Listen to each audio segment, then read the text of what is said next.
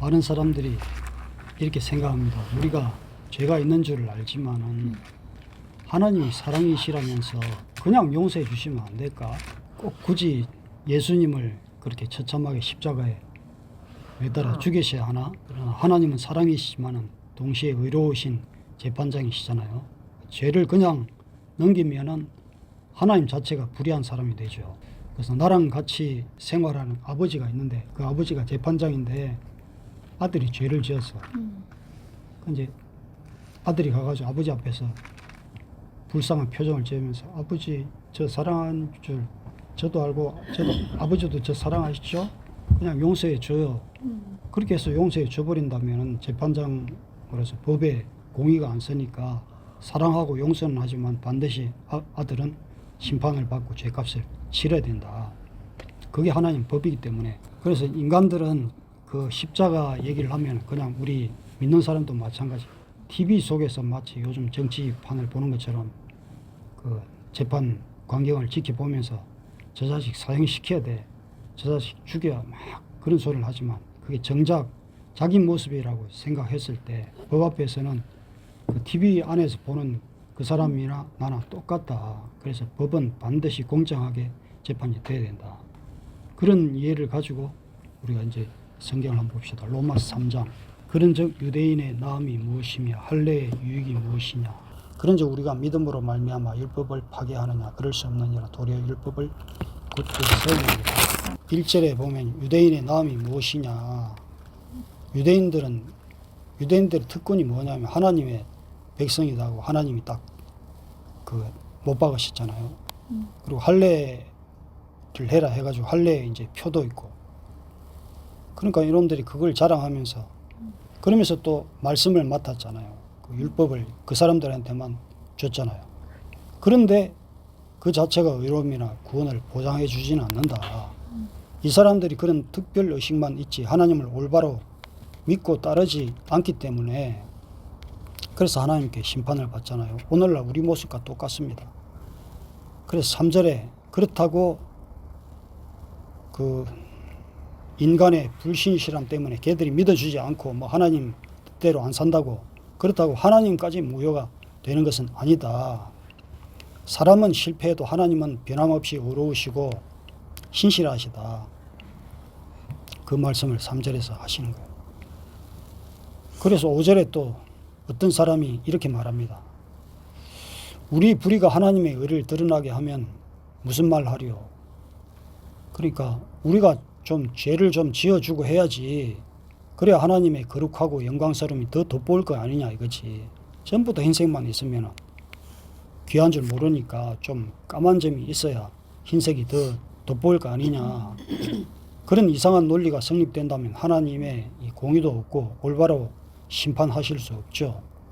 그래서 우리가 평소에 그렇게 밀당하듯이 신앙생활 하면서 신앙의 연륜을 찾고 뭐 지식을 쌓고 직분을 쌓아도 전혀 구원의 그런 것은 근거가 될 수 없다. 하나님을 이용해서 자기를 포장하려고 하는 감추어진 어떤 죄를 정당화하기 위해서 이렇게 이런 말을 하면은 하나님이 기뻐하실 리가 없죠. 그래서 9절에 인간의 상태는 어떠느냐 9절부터 그 18절까지 쭉 보면은 뭐 전부 목구멍이 열린 무덤 같고 입만 열면은 그냥 막 무덤에서 썩은 데 나듯이 무덤에 있는 더러운 것이 다 열려져서 다 보이고 혀로 속임을 일삼고 입술에 또 입에 발에 전부 인생이 파멸과 고생이고 평강의 길을 알지 못하고 하나님 두려워함이 없고 이런 모든 인간은 전부 이렇게 죄 아래에 있는 거예요. 하나님의 눈으로 보는 인간은 하는 짓이 전부 이렇다.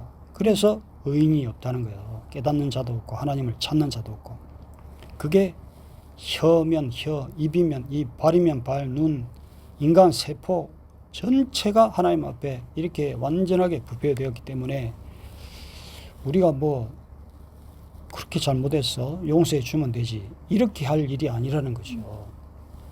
어느 한 부분 용서받을 그 재기가 없다. 그래서 인간이 왜 이렇게 되었나 그 죄라는 것은 인간이 어떤 행동을 하기 전에 이미 창세기 3장에서 인간 영혼 속에 뚫고 들어와서 죄라는 것이 딱 체질로 이 세포로 아주 영혼 자체로 그냥 존재해 버렸잖아요.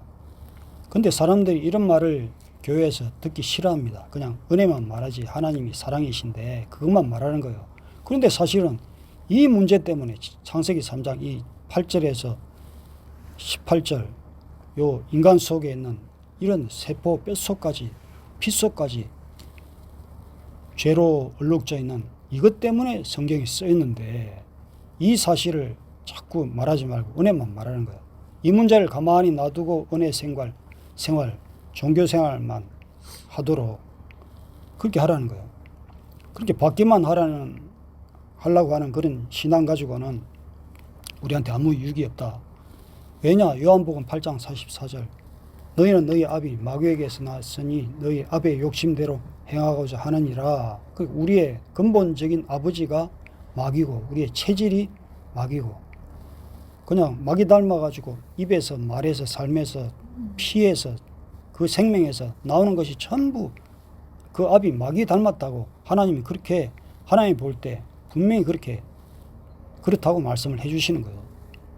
그래서 하나님이 너무 안타까워 하시면서 내 영광으로 만든 내 새끼들아 왜 너희가 독사에게 붙잡혀가지고 독사 자식으로 살아가고 있느냐.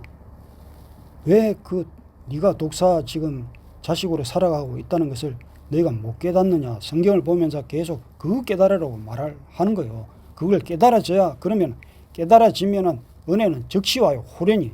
그런데 이걸 명쾌하게 처리가 안 되고 그 독사 머리에다가 은혜만 자꾸 부어주세요. 뭐 생수만 부어주세요. 그래가지고는 절대 독사 체질이 안 바뀐다. 아예 독사 자체를 없애버리고 나서 완전히 죽여야 새로운 은혜가 부어진다. 그걸 말씀하시는 거예요. 그래서 이런 상태, 하나님 보실 때 얼마나 마음이 찢어지고 아픕니까? 그런데 지금 내 가정, 남편, 자식들이 당하고 있는 문제를 보면 바로 이 문제거든. 이 상태가 지금 보이는 거예요. 그러니까 마음이 찢어지는 것이 내 마음이 내가 인간적으로 찢어지는 마음도 있지만 내 속에 있는 성령께서 그걸 보면서 탄식하고 있는 거예요. 그러니까 마음이 찢어지는 거야. 그래서 그리스도로 오셔가지고 십자가에 몸을 찢고 피를 흘리신 시범 보이신 이유는 그렇게 너희들 속에 네 자식, 네뿐만이 아니라 네 자식, 남편, 생각과 말과 삶의 세포 하나조차도 아무것도 건질 것이 없기 때문에 철저히 마귀와 하나 되어 있기 때문에 한 체질되어 있기 때문에 자 봐, 이 정도로 철저히 죽여서 없앨 수밖에 없어 라고 시범 보여주시는 것이 그게 십자가다. 그래서 19절 보면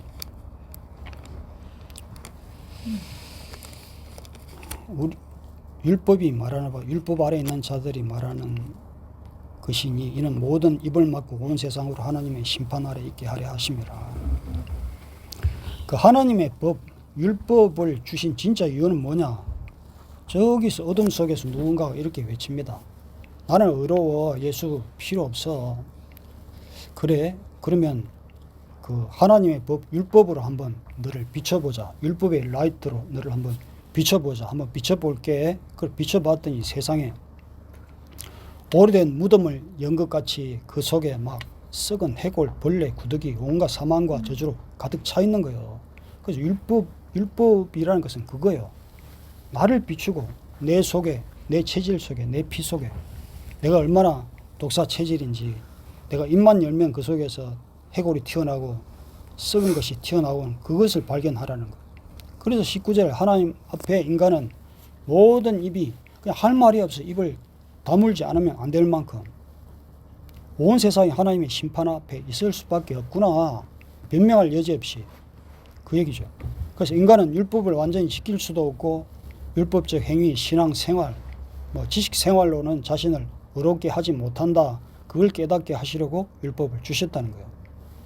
그래서 20절에 무엇만 깨닫냐? 오직 내가 죄인이구나. 이것을 깨닫게 할 뿐이라는 거죠. 율법을 공부했다, 신학을 했다, 성경을 백독했다, 히브리어로 성경을 잘 안다. 그럼 뭐냐?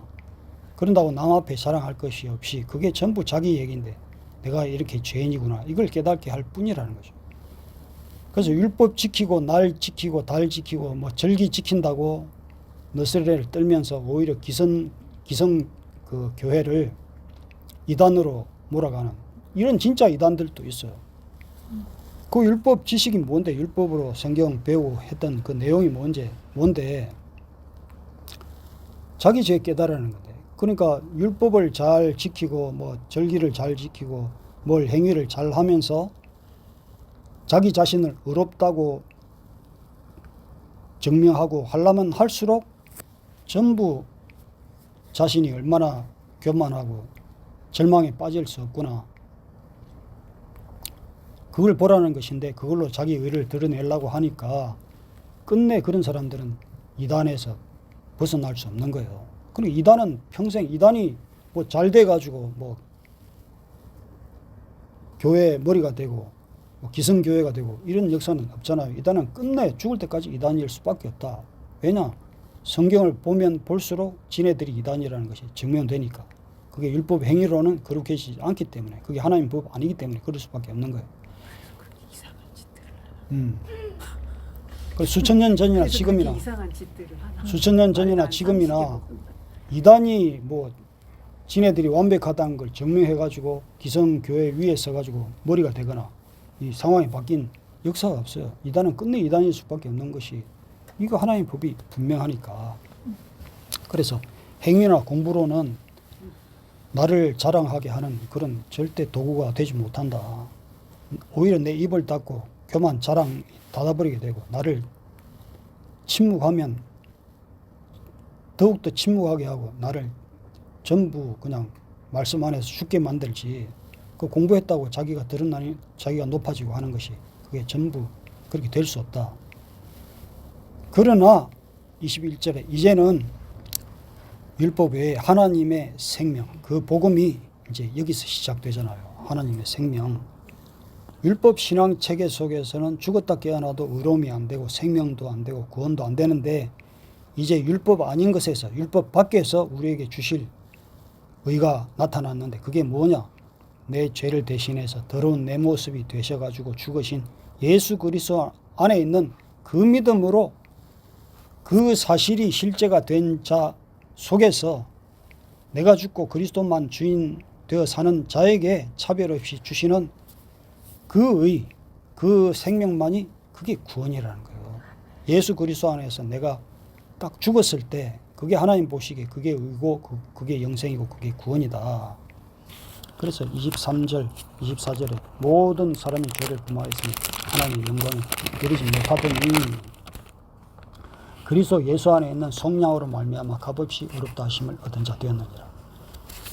그리스도가 교만한 내 죄덩어리를 그 자체가 되셔가지고 세포 하나 그냥 조직 하나 남김없이 다 죽이시려고 반드시 그 처참한 십자가를 지셔야 했다. 그게 십자가예요.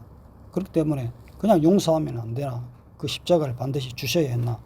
그게 이제 말씀 안에서 분명히 해답을 얻게 되는 거죠. 그래서 예수 그리스도가 내가 돼가지고 철저히 옛사람을 완전히 죽이셔야 그 피 생명으로 그 은혜로 값없이 거저 선물로 구원을 주시는 거예요. 이 구원을 주셔야 하기 때문에 그렇게 옛사람이 철저히 죽어야 된다. 옛사람은 뱀 덩어리였기 때문에 이게 성경을 통해서 깨닫지 못하면 성경을 알지 못하면 세상 사람들은 왜 그렇게 하나님이 사랑이시라는데 그런 잔인한 짓을 하셨을까? 이렇게 이제 나오는 거예요.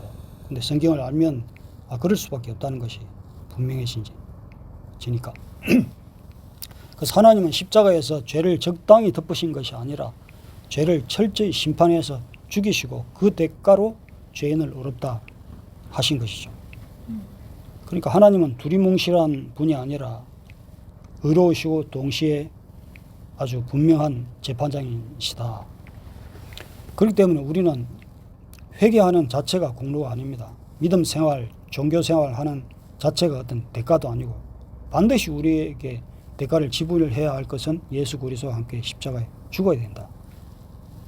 그 뭐 대가가 아니라 분명히 그 하나님이 원칙, 그 원칙을 따랐을 때 우리에게 공로가 오고 은혜가 되고 구원이 온다. 그러니까 우리가 십자가에 분명히 반드시 죽어야 할 이유가 바로 그거죠. 그래서 자꾸 죽으라 하는 거예요. 그냥 종교생활 적당하게 하고 회개생활 해가지고 구원 얻는 것이 아니라 반드시 죽어야 된다. 그래서 27절에 그런 즉 자랑할 때가 어디 있느냐. 없다는 거죠. 완전히 없다. 행위도도 안 되고 혈통으로도 안 되고 종교적 어떤 성취 이런 것으로도 안 된다. 종교생활 내가 생각해도 종교생활 잘하네, 신앙생활 잘하네 이런 것 가지고 안 된다.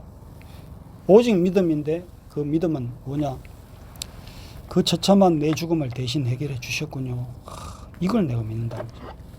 그래서 제가 그 죽음 때문에 이렇게 다시 새롭게 하나님의 생명으로 살게 됐군요. 이걸 깨닫는 것이 믿음인 거예요.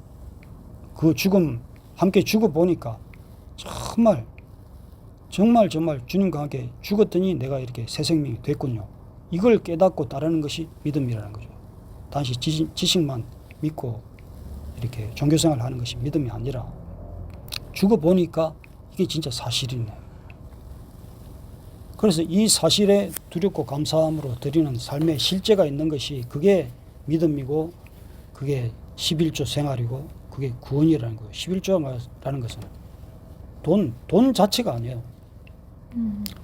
내 삶, 내 이 돈을 벌고 뭐 이렇게 행위를 하게 해주시고 이게 내가 뭐 그래도 먹고 살게 해주시고 이렇게 평안한 가정 주시고 이게 전부 그 주님의 십자가 은혜 아니면은 옛사람이 죽고 새 생명 예수로 사는 그 복이 아니면 이게 불가능했군요. 이 표현일 뿐이지 하나님 돈 자체를 받기를 원하는 것이 아니다. 근데 그 삶을 살면은 뭘 내가 내 소유라고 주장할 것이 아무것도 없는 거지. 사실은 내 모든 것 다 내놔 해도 다 들을 수밖에 없는. 그래서 삶 자체가 11조의 삶인 거죠. 그래서 이제 그렇다고 우리가 예수 믿었기 때문에 전에 그 계명 율법이 필요 없느냐 우습게 여겨도 되느냐 그건 아니죠.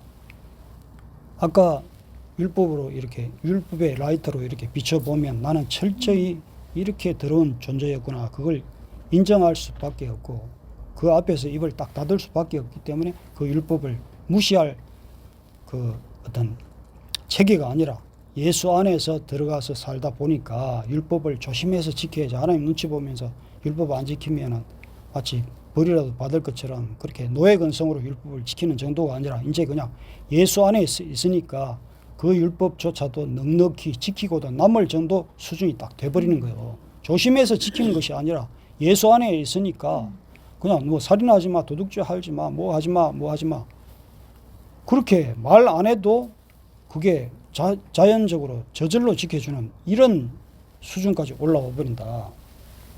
그래서 31절에 도리어 율법을 굳게 세우느니라 이 말씀이 딱 우리한테 적용이 되는 거예요.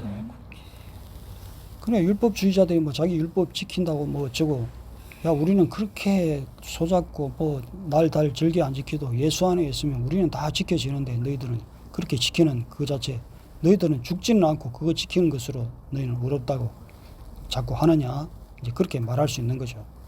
그리고 십자가 안에 있으니까 불법하던 상태가 죽고 이제 은혜로만 살게 되는 거죠. 그래서 율법은 인간 스스로 완전히 지킬 수 없고 십자가 안에 있어야 다 이루어지고 제자리를 찾습니다.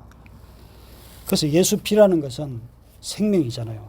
사랑의 상징이잖아요.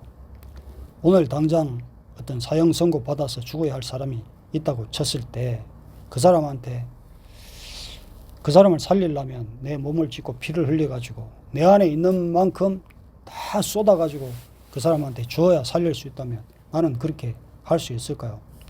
인간은 못하지만 예수님이 그 일을 실제로 하셨잖아요. 그래서 이사야 53장 5절에서 6절에 그가 찔림은 우리의 허물 때문이요 여호와께서 모든 죄악을 그에게 담당시키셨도다. 이사야서 이 성경이 처음부터 그 일을 하시기 위해서 창세기부터 계속 예수 그리스도의 십자가 그분의 대속에 대해서 계속 얘기하고 이사야도 예언하고 뒤에 선지자들도 계속 예수님이 그렇게 오실 것을 예언하셨는데 실제로 오셔가지고 그 일을 예수님이 하셨다는 거예요. 근데 성경에 그 예수님이 하신 일을 그대로 따라한 사람이 있어요. 그대로 따라한 사람이. 누구죠? 아브라함이 그 일을 했다는 거예요. 아브라함이.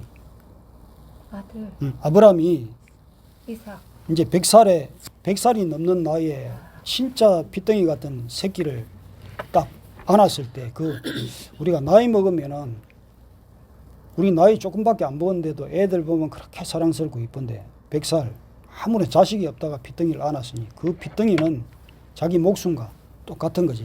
그 자식이 자기 목숨이지. 그 자식의 고통이 자기 고통이잖아요. 자기 자식의 죽음이 바로 내 죽음인데, 근데 그 목숨을 하나님께 딱 덜컥 드리는 거예요.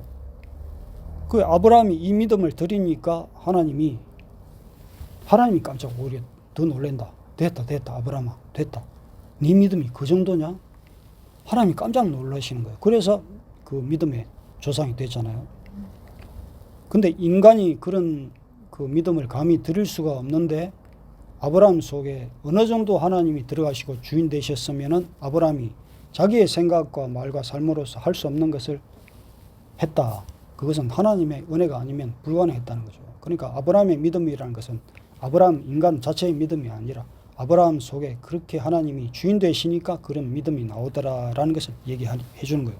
그러니까 나는 할 수 없지만 내 안에 하나님이 들어가셔서 주인 되시면 우리도 내 목숨, 내 인생 자체를 그렇게 산 제물로 11조를 하나님께 드릴 수 있는 그런 수준이 되더라라는 것을 얘기해 주는 거예요.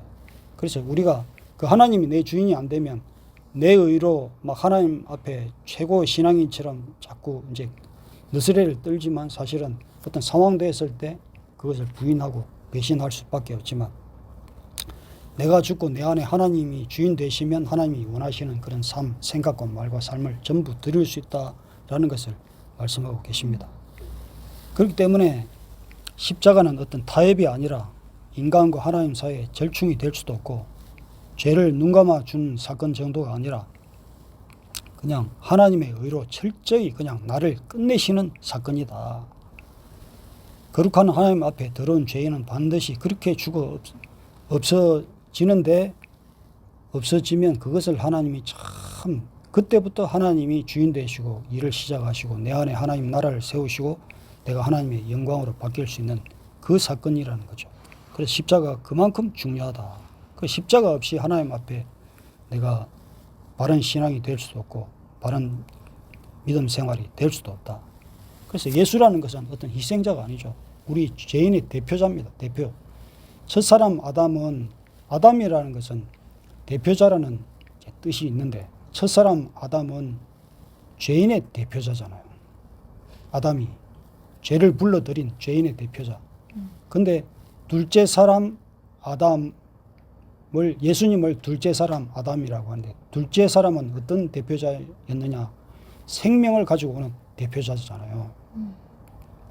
그래서 우리는 그 대표자, 생명을 가지고 온 대표자 편에 서 있어야지. 첫째 사람 아담은 육신으로 사는 사람을 이제 대표해서 얘기하는 거고, 둘째 사람 아담은 생명을 가지고 오는 영적인 대표자니까 우리는 둘째 사람 아담을 붙잡아야지. 여전히 종교생활을 하면서 첫째 사람 아담을 붙잡으려고 하면 자꾸 육신적인 체계, 육신적인 세상, 육신적인 생각이 자꾸 돌아가기 때문에 철저히 옛사람을, 그래서 둘째 사람 아담이 첫째 사람 아담이 한 짓을 아담의 모습으로 와가지고 완전히 그 첫째 사람 아담을 십자가에 매달아 죽이는 그 일을 하셨잖아요.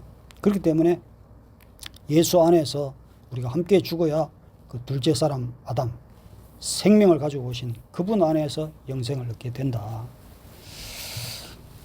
그래서 예수님은 이단들이 말하는 것처럼 억울하게 희생된 사람도 아니고 실패한 사람이 아닌데, 그 이단들은 그 전에 그 예수는 실패해서 죽었기 때문에 이제 내가 아버지가 대신 나를 보내셨어. 이 시대의 구원자는 나야. 예수는 그때 당시의 구원자인지 몰라도 이 시대의 구원자는 나야. 이제부터 내 말을 듣고 내가 가르치는 지식을 듣고 뭐 내가 가르치는 히브리의 강해나 내가 가르치는 뭐 유대 랍비한테서 배운, 유대 랍비한테서 특별히 배웠다는 목사님한테서 배워야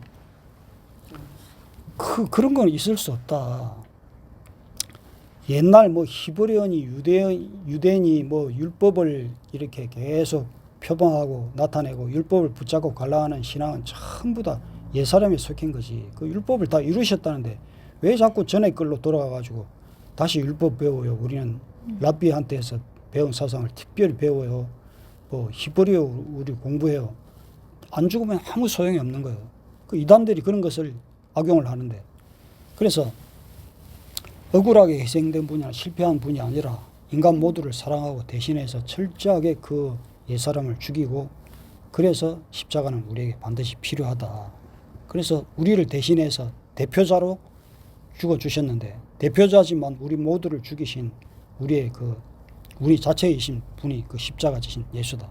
그래서 성경이 분명하게 우리의 죄악을 그에게 담당시키셨도다 이렇게 말씀하고 계시는 거예요. 그래서 이 예수 인생이 내 인생이 되면은 정말 생명길. 이 예수의 인생이 내 인생이 되면은 예수님이 내 인생을 대신해서 십자가에 죽으셨기 때문에 예수 인생을 내가 그대로 닮아가는 인생은 정말 이 성공한 인생이 복받은 인생이 되고, 왜냐? 예수가 내 인생을 대신해서 죽어주셨기 때문에. 근데 예수와 다른 그 십자가 인생과 다른 인생을 살면 여전히 우리는 율법적인 신앙을 살다가 그 죽음을 대신 죽음이 나한테 해당이 안 되기 때문에 우리는 거룩해지는 인생이 아니라 그냥 하나님 앞에 갔을 때 정죄받는 심판받을 인생이 되지만, 예수 인생이 내 안에 딱 합해지면은 예수가 내 죽음을 대신 죽어주셨기 때문에 우리는 그날 가가지고 심판대 앞에서 더 이상 죽을 필요가 없고 불에 들어갈 필요가 없이 그냥 사는 인생, 예수 인생으로 그대로 하나님 앞에 상급으로 올라간다. 그래서 예수 권세가 내 권세가 되고, 예수 죽음이 내 죽음이 되면 같이 죽었기 때문에 이제 더 이상 죽을 필요 없이 부활 인생이 되고, 그 예수 영광이 지금 내 안에 있다면 예수 영광과 분리된 삶을 살면은, 옛사람으로 살면은 예수 영광이 내 것이 아니기 때문에 그날 갔을 때 뭐 드릴 게 없는 거예요. 영광이 안 되는데 예수 영광이 지금 내 안에 있다면 고스란히 그 떠나지 않으니까 그대로 갔을 때 하나님 보실 때 참 네가 영화롭구나 이렇게 되는 거예요. 그래서 오늘도 내일도 그 예수 인생이 내 인생이 되고, 예수 죽음이 내 죽음이 되고, 예수 영광이 내 영광이 되어서 살다가 하나님 앞에 갔을 때 그 영광 그대로 가져가가지고 하나님 보실 때 참 그래, 이게 내 아들이 영광이지. 그래서 아들과 똑같은 대접을 받고 아들과 똑같은 사랑을 받아가지고 영원히 하나님 앞에서 영원히 영광스러운 그게 되려면은 십자가에서 완전히 옛사람이 깨뜨려져야 된다. 그게 오늘 말씀의 결론이에요. 잘 죽읍시다. 내가 죽었기 때문에 이성내가 옛사람이 죽으니까 하나님이 그 속에 영광으로 지금 능력을 발하니까 그것이 지금 건의를 지금 움직이고 있는 거예요. 그 이놈이 그렇게 지금 자기 뭐 도박하고 뭐 신나게 살 수도 있는데, 생각 없이 살 수도 있는데 계속 고민하고 있는 거예요, 이놈이. 그러니까 엄마의 기도, 우리의 기도, 또 고모, 작은 고모의 기도, 관심, 큰 고모의 눈물, 이런 것이 다 지금 역사를 하고 있다니까. 그래서 성진 속에도 들어가가지고 성진이가 지금 좀 이상해. 요즘 내가 왜 이럴까? 왜 이렇게 줏대 없이 이랬다 저랬다 할까? 지가 생각해도 쓸데없이 이러고 있지? 이거 쓸데없는 지가 짓인데? 생각해도 짜증나는 거야. 이제 하나님 역사를 이렇게 주고 가는 계시는 과정이기 때문에 우리가 든든할 기대가- 거라는 생각을 해. 기대가 됩니다. 든든할 거라는 생각을 해. 그죠. 이게 저기서 목사님께 아까 감사하다고. 영으로 느끼는 거야. 그게 은연중에 느끼는 거야. 하나님이 우리에게 그 영혼육을 주셨잖아. 느끼는 거야, 얘가. 그게 얼마나 힘이 되는지 그 사람들은 모를 거예요. 나는 철저하게 무관심 속에서 살아봤잖아요. 누구 하나 뭐 아파도 누가 걱정해 줄 사람이 없고, 뭐 문제가 있을 때 이렇게, 아니 군인은 고모가 찾아가가지고 대화해주고 이렇게 하는데 나는 누굴 만나고 싶어도 만나서 대화할 사람도 없고 철저하게 무관심 속에 그런데 누가 하나 따뜻한 말 한마디 해주면 그게 얼마나 감사한지 맞아요. 그걸 알지, 그 가치를. 근데 이놈은 그런 속에서도 그 가치 안에서 사는 거야. 그런 속에서도 엄마가 고급진 가치 안에서. 관심 가져주지. 작은 고모 관심 줘. 큰 고모 관심 가져주지. 그러니까 그런 관심 가져. 그런 속에서도 그 가치를 모르지 않나. 알아요. 애가 알아. 알아요. 알기 때문에 거기에서 이제 육체적인 어떤 그 쾌락이 막 와가지고 지금 즐기고 싶은 그것 때문에 그게 있지만 그것이 시시해질 때가 있다. 그것이 이게 아무것도 아니네. 이거 내가 왜 이런 거 가지고 실험하지? 그게 놓아질 때는 그 가치가 확 이제 오는 거지. 확 잡아지는 거지. 최강희가 생각난다. 탤런트 최강희 있잖아. 최강희 엄마가 기도를 굉장히 많이 하시는 분인데 최강희가 변해가지고 봉사도 많이 다니고 요즘 다시 뜨고 있잖아. 최강희가 걔가 우울증도 심하고 어느 날 자기가 연기가 안 되더래. 그래서 자기는 남들이 봤을 때 자기는 이렇게 무슨 만화 주인공, 여자 주인공 같고 그랬는데 자기는 어떤 삶을 살았냐면 맨날 술을 먹었대. 그래가지고 엄마 몰래 응, 담배 피고 술 먹고 완전 골초. 그래가지고 엄마 몰래 이렇게 막 술을 사가지고 방에서 손을 덜덜덜덜 떨면서 그 술을 마셨다는 거야. 근데 어느 날, 그러니까 엄마는 걔를 위해서 이제 기도를 했겠지. 기도를 하는데 어느 알고 날, 있었겠죠. 알고 있었지만 어떻게 할 수가 없었던 거야. 그 연예계 생활이 기도밖에 또 할 게 없어요. 화려하고 하니까 최강희가 어느 날 내가 왜 이 쓸데없는 짓을 하고 있지? 그런 생각이 딱 들었다는 거야. 그러니까 하나님이 생각을 주신 거야. 그러면서 이제 술을 먹으려고 딱 술병을 따가지고 술을 딱 먹으려고 하면 이거 쓸데없는 짓이잖아. 이거 내가 왜 괜한 짓을 하고 있지? 이 괜한 짓 안 해도 되잖아. 그러면서 하루 술을 안 먹어, 이틀 술을 안 먹어. 그러다 엄마한테 엄마 나 교회에 좀 데리고 가. 그랬다는 거야. 아닌데? 내가 들은 건 아닌데. 그러면 최강희가 새롭게서 나와서 하는 겁니다. 응. 봤거든? 응. 최강희 엄마가 맨날 교회를 끌고 간대. 음. 싫은데 그날도 끌려갔대. 근데 그랬대? 그날은 아, 그런 앉아가지고 그랬대. 자기 죽을 것 같아서 하나님 나 살려주세요. 살려주세요. 어. 아 끌고 간 거야? 엄마가 그럼 난 그냥, 다른 데서 들었구나. 엄마 하나님 저 좀 살려주세요. 맞아. 내가 나도 그 말이 오면 생각나서 건이 좀 살려주세요. 근데 그러면서 최영이가 그랬잖아. 왜 내가 쓸데없는 그거는 짓을 못 하고 봤어. 있지? 내가 좀 그때는 다른 간증이 프로그램 꽂혀서 이 간증 저 간증 막 찾던 때라서 근데 그걸 생각 살려주세요. 방에 엄마 몰래 소주병을 술을 들고 와서 손을 덜덜덜 그 떨면서 뭔데 먹었던 볼 필요 거야. 없어. 뭘. 박지근이 단풍나무 아래에서 뭘 뭔데 해봐. 난 이제 교회를 안 가리라. 본데를 보지 마. 나는 교회를 안 가리라 에이씨 이제. 그러면서 에이 이제 에이씨. 다리 안 가리라. 하나님이 나타나서 영을 받았어. 이게 뭔 소리야? 아빠가 그랬다? 영이 아니면 하나님을 보는데 나 깜짝 놀랐어. 아빠 그 소리 어디서 들었어? 그냥 알아. 영이 아니면 하나님을 몰라. 아, 그치. 나 이제 네 엄마한테 그래. 난 이제 교회 안 갈 이게 거야 했다는. 얼마만큼 중요하냐면 단풍나무에서 호련히 하나님. 맨날 이놈이 거기 앉아 있었고. 이놈이 물에 빠져가지는데 아직은 나 헤엄칠 수 있어. 나 뭐 건들지 마. 나 아직까지 괜찮아 하면서 근데 인간이 한계가 있지. 곧 물에 빠질 거라는 걸 부모들은 알아. 근데 이놈은 지 괜찮다는 거야. 아직 힘이 있다는 거야. 그렇지만 그렇다고 부모가 이렇게 감춰버리면 언젠가는 물에 빠졌을 때 보이는 것이 없고 뭘 잡아야 할 줄 모르니까 결국 빠지게 되는데 나 필요 없어. 막 짜증내고 하더라도 이 부모라는 구명보트가 항상 옆에 따라가 주는 거야. 눈에 보이게. 구명보트. 구명보트가 항상 따라가죠. 계속 우리가 기도를 계속 하면서 하나님을 계속 갖다 들이대고 있잖아요. 그럼 얘가 결국에는 빠지는 순간 하나님 살려주세요 그 얘기야. 하나님이라는 것을 찾는 것이 지금 찾을 수 없는 사람이 있는데 계속 보여왔기 때문에 구명보트라는 하나님만 찾으면 살겠구나 지금 그 얘기를 하는 거잖아요. 근데 하나님을 우리가 가르쳐주지 않고 같이 접근해서 계속 따라가 주지 않았다면 하나님이라는 말조차도 지금 할 수 없이 뭘 어떻게 해야 사는 줄도 모르고. 왼쪽 귀에다 사도신경을 크게 외워줘가지고 난 그 말이 너무 힘이 들어. 그래 우리가 계속 영향력을 영향력을 주고 있다는 것이 이게 굉장히 중요하다. 그런데 어느 순간 빠질 때 이게 하나님 살려주세요 하고 이제 붙들 때가 있을 거란 거지. 지금 또 지금 그러고 내가 있잖아요. 뭘 낳고 이 계속. 짓을 하고 있지?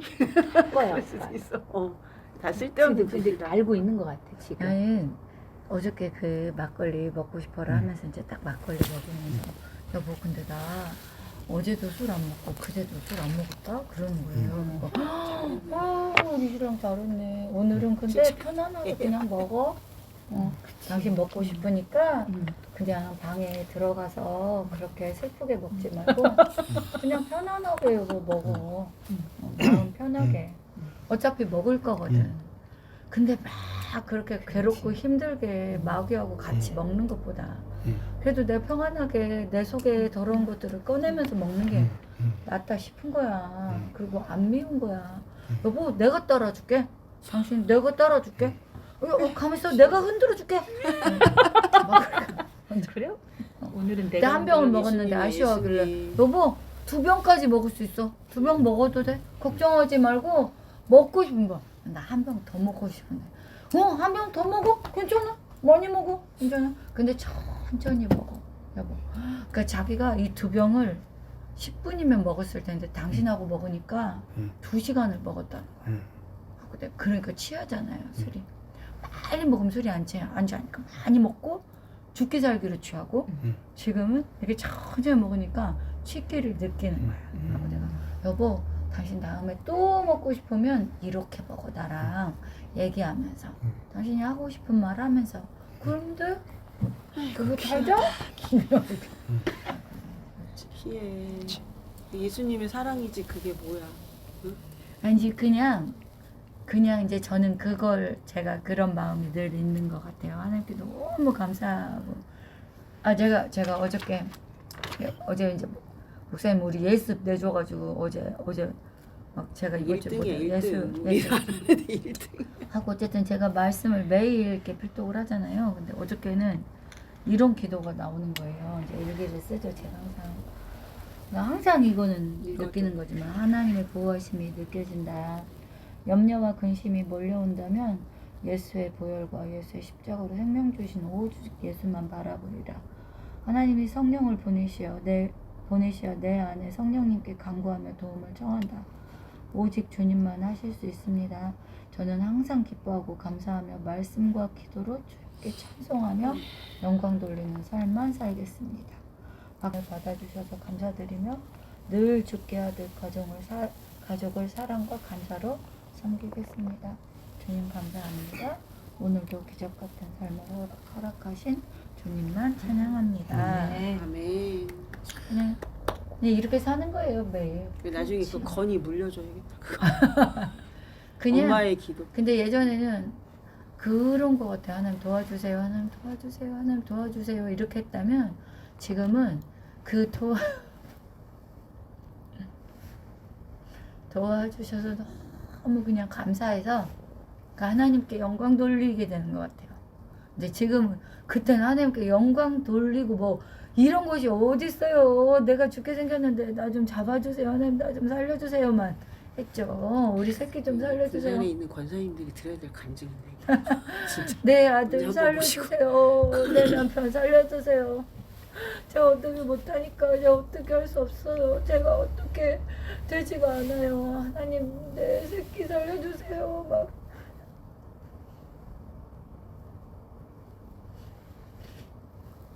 그런 시간이 길었는데 정말 길었거든. 근데 어느 날 내가 말씀을 듣는 노아가 방주를 12년 동안 만들었다.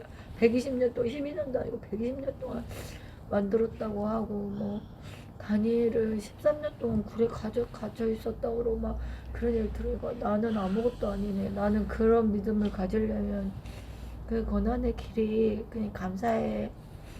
고난이 없으면 이게 큰일 나는구나 라는 생각이 어느 날 그냥 딱 드는 거야. 그냥 평탄한 삶을 그렇게 원하고 그러니까 나는 언제 행복할까 막 나는 언제 좀 평안히 행복할까 이렇게 생각했던 그때 내가 이제 좀 부끄럽고 그러면 하나님을 못 만났을 것 같은 거지. 그러니까 하나님은 다 하셨구나. 내가 어떻게 해야 하나님이 제일 기뻐하시고 하나님이 사랑하시는 딸로 돌아오는구나 라는 걸 하나님이 아시고 건이도 도구로 쓰시고 건이 아빠도 도구로 쓰시고 우리 현이도 도구로 쓰시고 그러셨던 순간들을 감사함으로 받게 되니까 지금은 그냥 언제나 매 순간 그냥 눈 떠서 결국은 하나님께 영광 돌리는 그런 삶을 살 수밖에 없구나 라는 생각이 들어서 어제는 이런 마음이 들더라고. 그래서 내가 일기를 이렇게 쓰고, 그러니까 예전에는 일상을 썼다면 지금은 목사님 그때 말씀하신 것처럼